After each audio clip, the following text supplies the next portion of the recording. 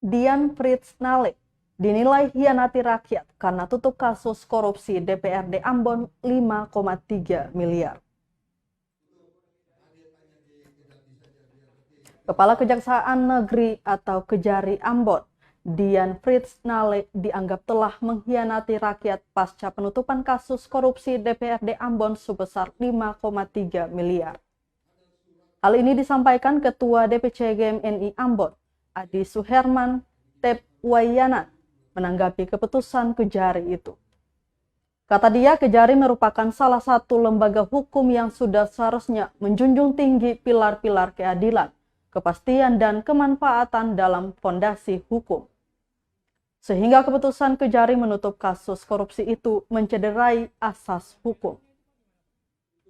Diberitakan sebelumnya, hilang kabar penanganan kasus dugaan korupsi 5,3 miliar anggaran DPRD Kota Ambon. Kejaksaan Negeri Ambon akhirnya bersuara. Kasus yang diduga melibatkan orang penting di DPRD Kota Ambon ini telah ditutup Kejari Ambon. Pasalnya sebanyak 5,5 miliar telah dikembalikan ke bendahara pemerintah kota selama penyelidikan.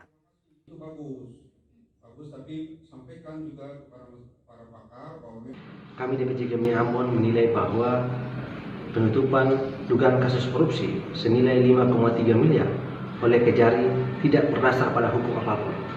Karena jika dilihat pada pasal 4 Undang-Undang Tipikor menjelaskan bahwa dengan mengembalikan kerugian negara tidak menghilangkan sanksi hukum apapun.